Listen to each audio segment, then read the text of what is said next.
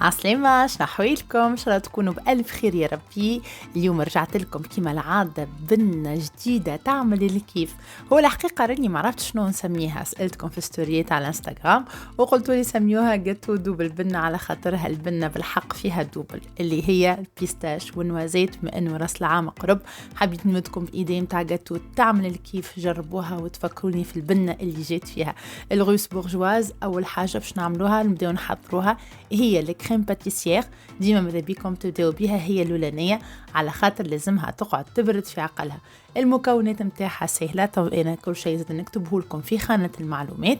باش نستحقوا 8 أصفر متاع ضم، وبالنسبة للأبيض تاع ضم ما تلوحوش على خاطر باش نستحقوا في الغوسات متاعنا. 2 ساشيات سكر فاني، جرام انشي،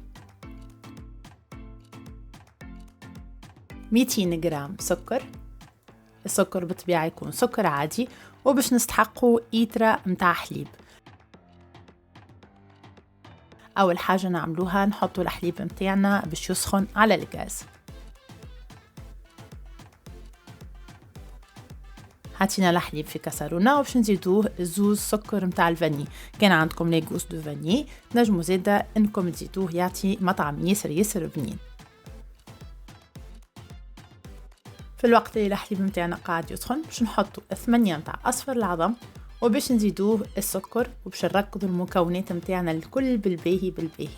المكونات نركضوهم لين الميلانج متاعنا يولي يتضاعف ولونه يبيض كما باش تشوفوه تويكا في الفيديو متاعنا.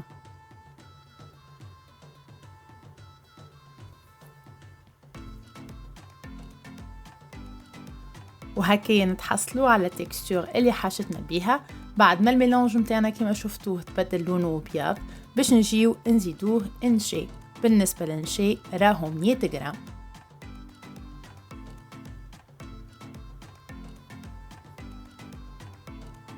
نزيدو نشي ونركض المكونات الكل مع بعضها بالباهي لين يتجانس الميلانج متاعنا بالفاصون هذيا كما تشوفوا فيه.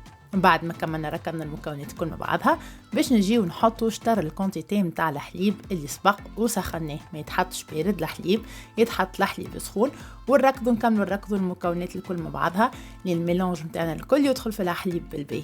هنا العمليه ماذا بيكم انها تكون فيسع على خاطر كما تعرفوا الحليب متاعنا سخون وعندنا نشي.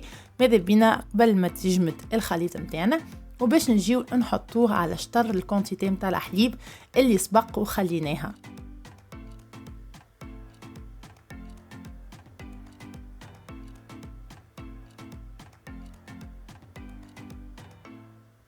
بعد ما كملنا حطينا الكونتيتي الكل باش نقعدوا تويكا نحركوا على نار تكون متوسطه لين نتحصلوا على الكريم باتيسيير. هاكم كما تشوفوا فيها تكون شاده روحها. باش نحطوها تويكا في حاجه ماذا بينا تكون نظيفه من غير ماء، وباش نخليوها تبرد. قبل هذا الكل باش نزيدوها 50 غرام زبده. الزبده مهمه برشا، راهو كي نزيدوها في الميلانج وهي سخون، ونحاولوا نركضوا المكونات بالباهي كما قاعدين تشوفوا فيها لهنا لين الزبده تدخل في الكريم باتيسيير متاعنا. حبيت نوريكم التكستور اللي نتحصلوا عليها في الاخر. ما تنسيوش كان عجبتكم الوصفات شجعوني بالجيم ولي كومنتير وبارتاجيو الفيديو.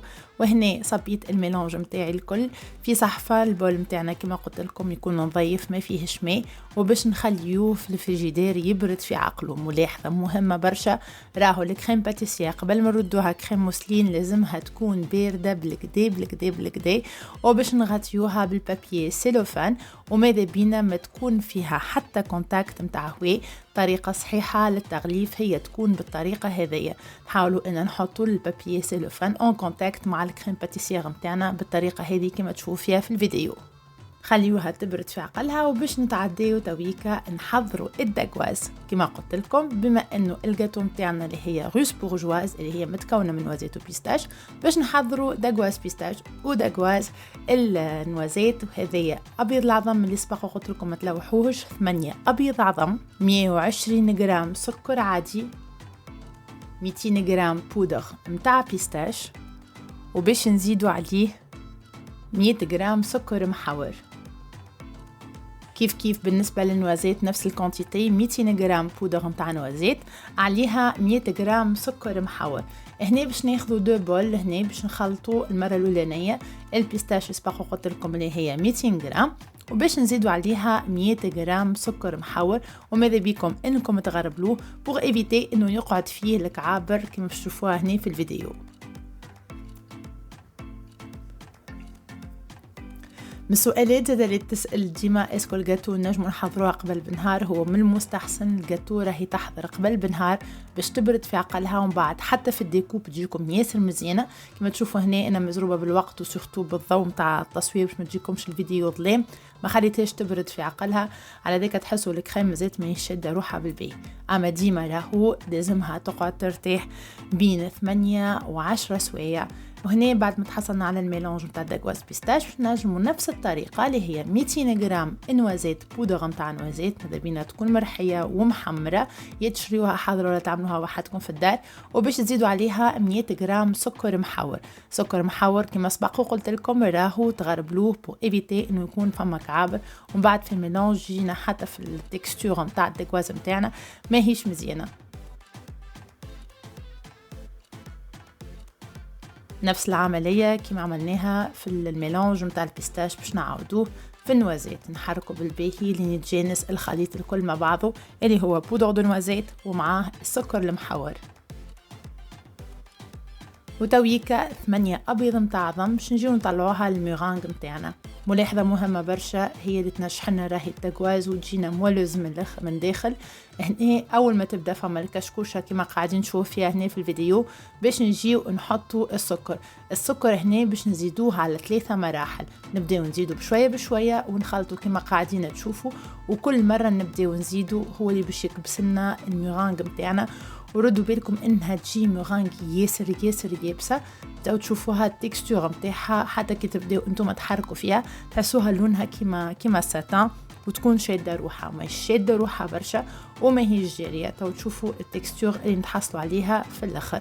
وباش نجي نقسم الميلانج نتاعي نتاع الميرانغ على زوز، اللي باش نعمل بيها الداكواز بيستاش واللي باش نعمل بيها الداكواز نوازيت. وطريقة التخليط باش احنا لاباغي نتاعنا ما تسيحش، ديما نحاولوا ان نطلعوا من اللوطة واحنا طالعين بالطريقة هذه كما تشوفوا فيها.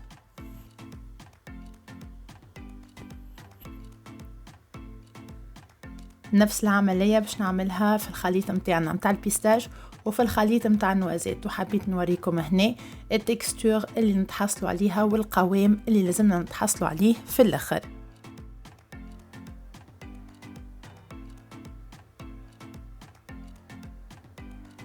وهذه بالنسبة للتكواز النوازيت متاعنا. تويكا باش ناخذوا البلاتو، ناخذوا بابي كويسون، وهنا رشمت انا زوز دويرات. بالنسبة للمول متاعنا اللي باش نستعملوها هنا الدويرة هي 16 سنتيمتر، وعلى دون بوش هادو يتعاونكم برشا باش البيستاش نتاعنا التكواز تجي نفس العلو، معناها ما تجيش هكا طالعة ولا بارتي هابطة. وش نزيدوها شوية بيستاش وندخلوها للفور. الفور متاعنا يكون مسخن على 170 درجة مدة الطياب بين 10 و 15 دقيقة. كراوها طابت نخرجوها ونخليوها شوية انها ما تبديش شدة روحها برشا كما تشوفوها تويكا. هنا بعد ما التكواز متاعنا طابت حمرت شويه من الجناب، ردوا بالكم انكم تحرقوها تخليوها تبرد في عقلها، ومن بعد نحاولوا في المونتاج نتاع الفيديو نتاعنا نحيوها. بالنسبه للبخاليني اللي حضرته مسبق وعملته معاكم قبل في فيديو اخر، تو نحط لكم اللين في خانه المعلومات باش ما نطولش عليكم الفيديو، على هذيك ما عاودتوش معاكم.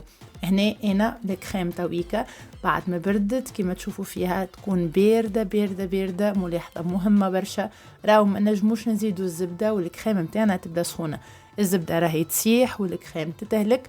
على ذيك بعد ساعات تقولوا يشبه مثلا الزبده ذيبت واحنا قاعدين نركضوا، خاطر تو سامبلومون الكريم تاعنا مازالت ما بردتش. حاولوا ان الساعه اول حاجه نعملوها بعد ما تبرد نركضوها لمده 10 دقائق باش الكل تتجانس مع بعضها. وباش نتعداو نزيدوا 450 غرام زبده تكون ا تمبيراتور امبيونت. الزبده نتاعها تكون طريه كما قاعدين نشوفوا فيها لهنا، ونبداو نزيدوا فيها بشويه بشويه.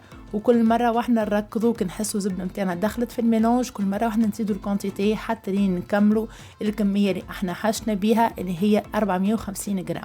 ونكملوا بعد ما كملنا الزبدة الكل نخليوها لمدة 10 دقائق وهي تتركز لين تحصلوا على كريم ما نحكي لكمش قديش جات خفيفة. هذا القوام اللي نتحصلوا عليه في الاخر كما قاعدين نشوفوا فيه في الفيديو. وبالنسبه للكريم هذيا تنجموا تزيدوها اي نوع نتاع بارفان انتم تحبوا عليه. انا قسمت الميلونج نتاعي على زوز وباش نزيد البخاليني بيستاش، ولا الاخر البارتي اللي قسمتها ثانيه باش نزيدها البخاليني نوازيت. خاطر كما سبق وقلت لكم اللي جاتو نتاعنا راهو بيستاش نوازيت، وبالحق انا استغربت من المطعم اللي جاي فيه قداش جاي بنه على بنه. جربوه وتفكروني. الرسيت كما شفتوها مبسطة على الاخر. لي زانغريديون نحطها لكم في خانة المعلومات باش ما تقعدوش تعاودوا برشا الفيديو. كل شيء تنكتبه لكم. بالنسبة للديمونسيون تاع البلاتو كما قلت لكم بالنسبة للدقواز راهي 16 سنتيمتر. وهنا زادا كما قاعدين تشوفوا كاين انتم حسب البخاليني قداش تحبوا تزيدوا، حسب الكولي انتم زادا بالحق تحبوا تزيدوا. كان تحبوا المطعم قوي تزيدوا على حسب الذوق نتاعكم انتم. خذيت المول نتاعي بالنسبه للمول زدت 2 سنتي على الدكواز، معناتها مول نتاع 18 سنتيمتر. وباش نبدا نحط بشويه بشويه تويكا باش نعملوا طبقه. حطيت الطبقه الاولانيه نتاع الدكواز نوازيت، وباش نزيدها الكريم سلين البخاليني نوازيت.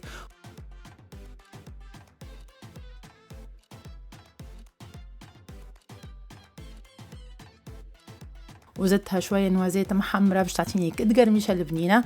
ومن بعد باش نكملوا بشويه بخليني، وهني راهو اختياري. اما انا ننصحكم كان يكون متوفر عندكم انكم تعملوه على خاطر بالحق جاي بنه على بنه.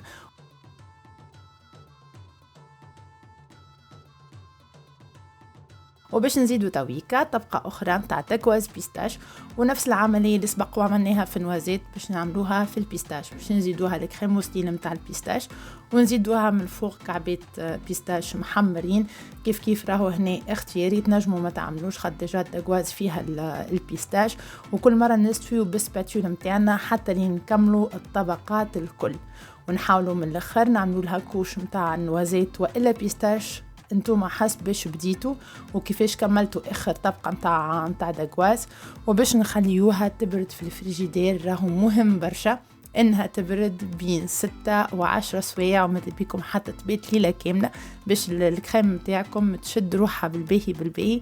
وبيان سور الزينه حسب انتوما كيفاش تحبوا تزينوا بالادوي، والا حتى تحطوا شويه فاكهه مهروشه من فوق. وجربوها وتفكروني، وان شاء الله كل عام وانتوما حيين بألف خير يا ربي.